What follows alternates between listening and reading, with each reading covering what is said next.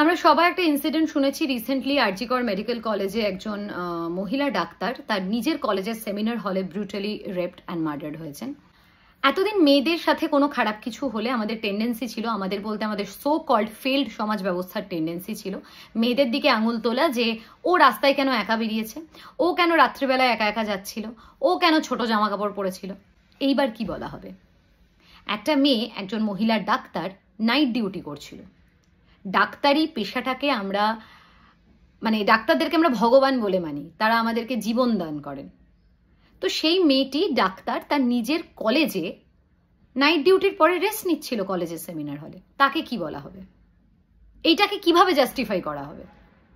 Second, সব থেকে খারাপ লাগছে বা ডিস্টার্বিং লাগছে দেখে বিভিন্ন সবাই লিখছে যে যারা কলেজে টলেজে পড়ে বা যারা কলকাতায় পড়াশোনা করছে একা থাকে, যে আমাকে একজন লিখেছে যে দিদি আমার না খুব ভয় লাগছে, আমি তো মফস্বলের মেয়ে, কলকাতায় পড়াশোনা করি, বাড়ি থেকে যেতে এবার ভয় লাগছে।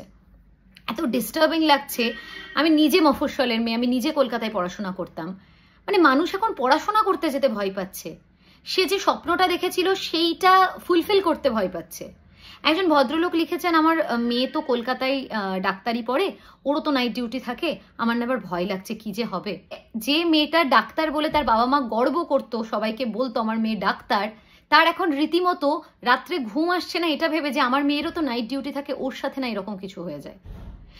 আমরা আমাদের সমাজ ব্যবস্থাটা কোথায় গিয়ে দাঁড়িয়েছে যে একটা মেয়ে তার নিজের কাজের জায়গায় সেফ নয়।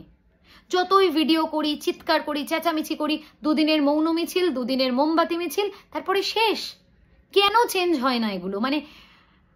আমি খুব ডিস্টার্বড, সত্যি কথা বলতে। আমি জানি না কতটা পরিবর্তন হবে, কি হবে, খুব ফ্রাস্ট্রেটেড। আমার মনে হয় সবার এটা নিয়ে কথা অ্যাটলিস্ট বলা উচিত।